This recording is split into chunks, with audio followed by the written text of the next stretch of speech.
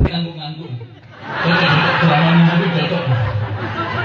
Ceramahnya Habib cocok.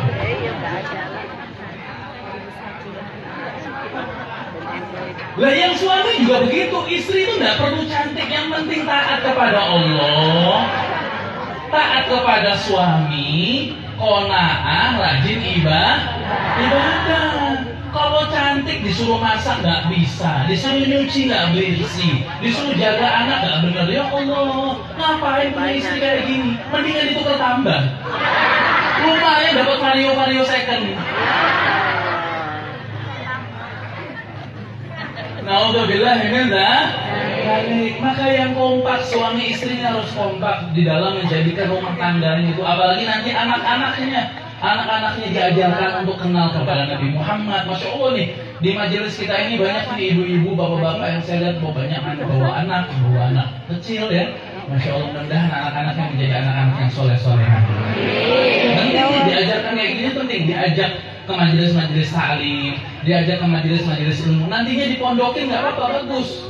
Bu, sampai tak bilangi di Jombang itu ada satu pondok yang besar pondoknya.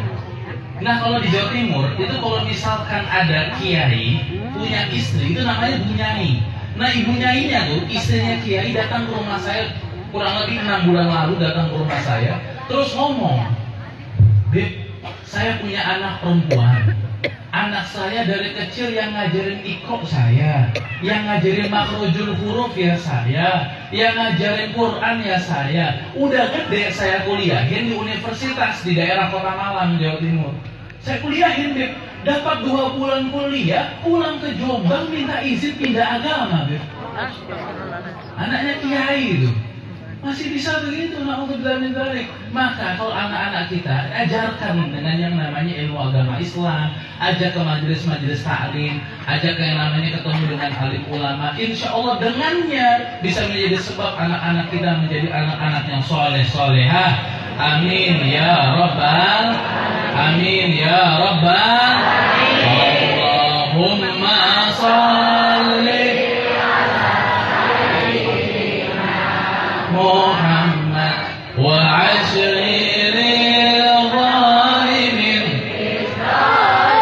zalimin Allahumma sholli sayyidina Muhammad wa ashril zalimin wa akhrijna min bainihim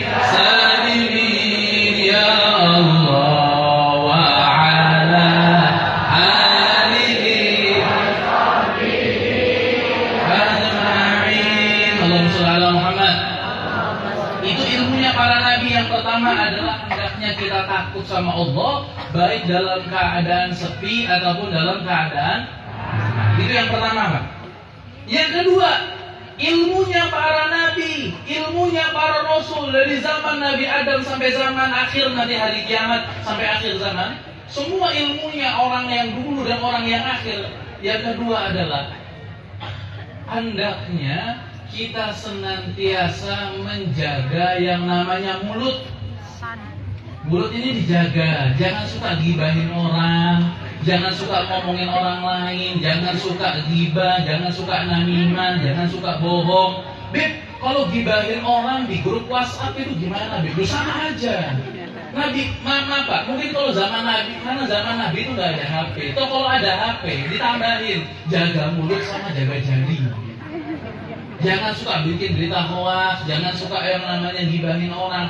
Gibah itu nggak harus, bahkan gibah itu nggak harus pakai mulut juga bisa. Cuma pakai pergerakan tubuh itu juga gibah. Misalkan ada orang di sini, terus ada temannya sampean di sini, terus sampean ngomong ke temannya, gibah. Tetap gibah, nggak harus dari mulut ke mulut, nggak harus. Sama gibah, apalagi yang ibu-ibu. Jangan suka dengerin yang namanya gosip. Gosip itu bahasa Arabnya apa sih? Gibah. Gosip. Misalnya bayangkan ada acara judulnya gibah. Astagfirullah. Besok saya mau bikin acara namanya namimah, adu domba. Ya, jangan suka yang namanya. Gue sama nggak bilang ibu. Orang itu kalau suka ngomongin orang lain, orang yang suka ghibah, itu kalau tobat, maka dia adalah orang yang terakhir masuk surga. Kalau nggak tobat, maka dia adalah orang yang pertama kali masuk neraka. Bayangin, maju kena, mundur kena ini. Tobat, terakhir masuk surga. Nggak tobat, pertama kali masuk neraka. Maka hati-hati, jangan suka gibahin orang. Orang yang suka ngomongin orang lain, nanti dia juga bakal diomongin. Mulut ini dijaga. Jirmuhul shaghir wa jurmuhul kabir, katanya ulama. Bentuknya kecil, tapi akibatnya besar. 5 juta orang demo di Jakarta segala macam itu gara-gara apa? Mulut. Ada orang nggak bisa jaga mulut, akhirnya demo. Ada orang demo apa segala macam di Jakarta, 5 juta orang, berapa juta orang. Itu gara-gara yang namanya mulut. Hati-hati, mulutnya dijaga. Jangan suka gibahin orang. Jangan suka bohong. Ya, kata Rasulullah, man hafidhu ma baina lihyaihi wa ma baina fakhidaihi dhamintu lahul jannah. Barang siapa yang bisa menjaga apa yang ada di antara dua kumisnya, ada yang ada di antara dua janggutnya, apa? Di antara kumis dan janggut apa? Mulut. Dan bisa menjaga apa yang ada di antara dua pahanya, apa? Kemaluan. Bisa menjaga dua hal ini, kata Rasulullah, aku jamin masuk surga. Jaga mulut sama jaga kemaluan. Hati-hati, jangan suka yang namanya zina. Kata Rasulullah, orang yang pernah zina, nanti anak perempuannya akan dizinai lagi oleh orang lain walaupun di depan tembok rumahnya sendiri. Jangan suka, hati-hati. Nauzubillah min dzalik. Mudah-mudahan anak-anak kita terhindar dari yang namanya zina. Amin ya rabbal alamin. Kadang-kadang saya tuh suka lihat kalau acara kayak gini kan pulang jam 12 malam ya, jam 1 jam malam. Tinggal saya kalau lagi perjalanan suka lihat ada anak-anak perempuan umur 17 tahun, 18 tahun masih jalan-jalan di pinggir jalan. Ya Allah, kambing maghrib sudah pulang. Lah ya, kambing maghrib sudah pulang. Ini anaknya orang-orang jam 12 malam masih keluyuran, masih di jalan-jalan. Nauzubillah, ini enggak. Ya itu hadirin, kembali ke pembahasan jaga yang namanya mulut, jangan suka gibahin orang. Katanya Rasulullah, hal yakubbun nas ala wujuhihim aw ala manakhirihim ila hasaid alsinatihim. Berapa banyak orang yang masuk neraka, mukanya dulu yang masuk, bukan tangannya, bukan kakinya, mukanya dulu yang masuk. Sebab apa? Nggak bisa menjaga yang namanya mulut. Hati-hati, jangan suka kita ini mengadu domba dan segala macamnya. Dengannya insya Allah kita semua dapat masuk ke dalam surganya Allah Subhanahu wa Ta'ala. Amin ya Rabbal. Yang terakhir, ilmunya para nabi, ilmunya para rasul, semuanya. Apa ilmunya yang terakhir? Yang ada 3 ini ya. 3 ini sebetulnya bukan ilmunya mereka, bukan cuma 3 ini doang. Cuman yang senantiasa ditekankan oleh semua nabi kepada umatnya 3 ini. Yang senantiasa, karena ini poros sudah, yang bisa takut sama Allah, yang bisa jaga mulut, dan yang terakhir, yang bisa jaga perut. Jaga ini perut kita, jangan suka makan makanan yang haram, makruh, syubhat. Hati-hati. Kata Rasulullah, man akal al-haram asad jawarihu syaham abad. Barang siapa yang suka makan makanan haram, maka dengan sendirinya, sadar nggak sadar, anggota badannya akan bermaksiat kepada Allah Subhanahu wa Ta'ala. Nauzubillah min dzalik. Dulu ada satu nabi namanya Nabi Isa alaihissalam. Entah saya sudah pernah cerita atau tidak kemarin di majelis ini. Ada satu nabi namanya Nabi Isa. Nabi Isa ini suatu hari kedatangan seorang pemuda. Mungkin yang sudah dengar cerita ini buat refresh ilmu. Kalaupun yang belum, anggaplah ilmu baru. Akhirnya ini pemuda datang ke Nabi Isa, terus ngomong, wahai Nabi Isa, saya ingin belajar kepadamu, boleh? Kata Nabi Isa, silahkan. Cuman ada satu konsekuensinya, apa? Syaratnya setiap hari kita makan 1 roti. Kamu 1 roti, saya 1 roti. Setiap hari begitu. Oke, siap, katanya pemuda ini. Akhirnya dia berburu sama Nabi Isa sehari 2 hari. Datang di suatu hari di mana tiba-tiba rotinya Nabi Isa hilang. Akhirnya Nabi Isa tanya ke ini orang, Mas, roti saya kok hilang? Sampai makan tak? Kata pemuda ini, bukan saya Nabi Isa. Lalu terus siapa? Ya mungkin dimakan kucing atau gimana gitu. Nabi Isa, bukan saya pokoknya. Oh, nggak ngaku, kata Nabi Isa. Ya udah, akhirnya pemuda ini hadirin digandeng tangannya sama Nabi Isa menuju sebuah sungai. Sampai di sungai, mereka berdua berjalan di atas air sampai ke seberang. Sampai di seberang, Nabi Isa tanya ke pemuda ini, gimana? Hebatnya saat ini, jangan heran kita, jangan kaget. Ini namanya Mukjizat. Lebih gak masuk akal mana Nabi Musa bisa belah lautan? Hah? Lebih gak masuk akal mana Nabi Sulaiman bisa ngomong ke hewan? Namanya mukjizat. Akhirnya Nabi Isa nanya kayaknya orang, gimana? Kamu udah lihat kan mukjizat saya hebat nggak? Kata pemuda, hebat mukjizat sampean Nabi Isa. Nah, karena Nabi Isa, karena kamu sudah ngelihat mukjizat saya, sekarang saya mau tanya, yang makan roti saya siapa? Lalu kata pemuda ini, ya Allah Nabi Isa, kok masih nggak percaya sih? Bukan saya. Udah ngaku. Diajak lagi sama Nabi Isa nih orang. Diajak menuju sebuah pemakaman, ada 100 kuburan. 100-100-nya dibangkitin sama Nabi Isa tuh kuburan. Dibangkitin lalu mati lagi. Lalu kata Nabi Isa ngomong, gimana? Hebat gak mukjizat saya? Hebat Nabi Isa. Nah, karena kamu udah ngeliat mukjizat saya, sekarang saya mau tanya, yang makan rotinya saya siapa? Waduh, Nabi Isa kok masih gak percaya ya? Bukan saya. Terakhir kata Nabi Isa, dibawa menuju sebuah bukit. Ada 3 bukit hadirin. 1, 2, 3. 3 bukit tanah ini. 3-3-nya dirubah jadi 3 bukit emas sama Nabi Isa. Kata Nabi Isa, itu yang 1 buat kamu, yang 1 buat saya. Terus pemudanya nanya, terus yang 1 lagi buat siapa Nabi Isa? Kata Nabi Isa, yang 1 lagi buat yang makan roti saya. Lalu kata pemuda ini, Nabi Isa, sebetulnya saya yang makan Nabi Isa. Lapar ya, saya gak kuat ya Nabi Isa tadi, gak kuat, saya lapar banget. Ya gak punten para kiai, para asatid, para ustadz. Saya memang gaya ceramah saya yang begini. Saya lebih lebih insya Allah kita terhibur semua ya. Terhibur semua, relax. Jadi semua itu nyantai. Insya Allah semuanya mendapatkan barokah pada malam hari ini. Amin.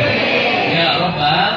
Walaupun beberapa ada orang dari kemarin itu ada yang ngechat saya di Instagram, di WA dan segala macamnya. Habib, tolong berhenti untuk bikin yang namanya maulid, bikin yang namanya cerita-cerita dongeng-dongeng nabi-nabi. Lu ya apa sih?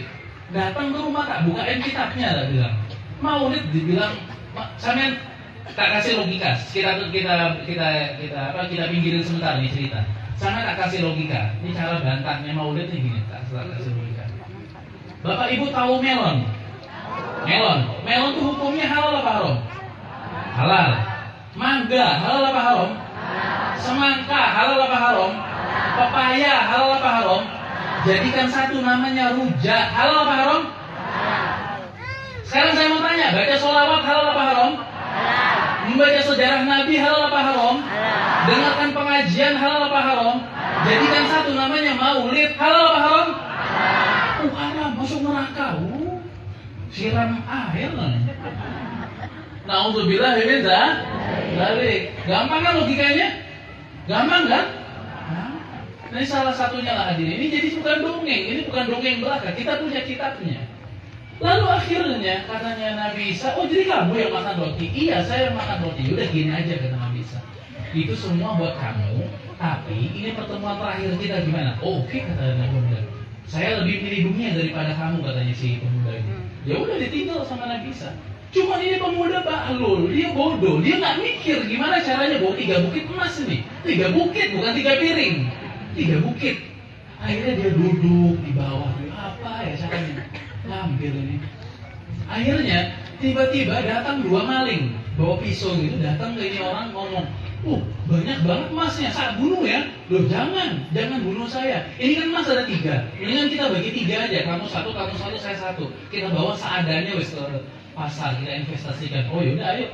Bismillah, dibawa tuh seadanya berangkat ke kota. Sampai di tengah perjalanan mereka kecapean.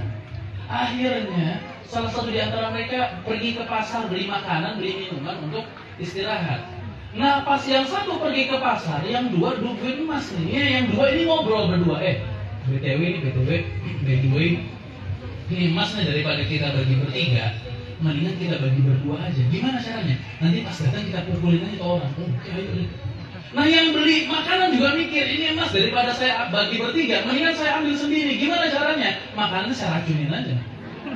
Akhirnya beli makanan, dia datang kedua ini dipukulin sampai mati. Udah mati, yuk kita makan. Makan, dua-duanya, tiga-tiganya mati.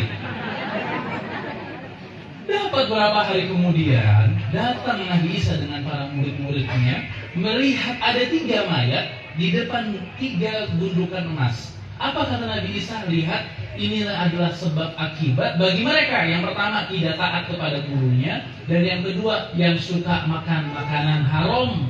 Jangan suka makanan-makanan haram. Dengannya insya Allah kita dikuatkan untuk senantiasa beribadah kepada Allah Subhanahu wa Ta'ala. Amin ya Rabbal. Amin ya Rabbal. Dan insya Allah kita juga bisa dengan kita menjaga makanan-makanan yang kita makan. Dengannya insya Allah kita semua dapat masuk ke dalam surga. Amin ya Rabbal. Sebagai kata penutup, karena saya baru ngomong surga. Surga itu ada penjaganya. Saya punya pertanyaan, yang bisa sebutkan nama-nama malaikat dan tugasnya. Saya kasih uang 50.000. Yang bisa angkat tangan, malaikat siapa aja namanya dan tugasnya apa? Saya kasih uang 50.000. 50.000 kalau di sini bakso berapa mangkok? 5 ya? 5 lumayan. Ada yang bisa? Bisa? Hah? Lumayan 50.000 loh.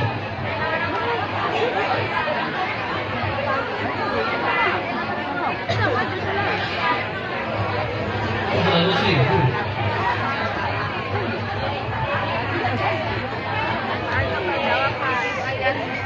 Dan yang bisa saya itu sampai 5 wes 5. Itu angkat enggak, sampai angkat turun. Enggak lagi bisa. Bisa. Yang mana? Oh itu ibu, bisa bu. Ayo kasih mic. Ada mic nggak?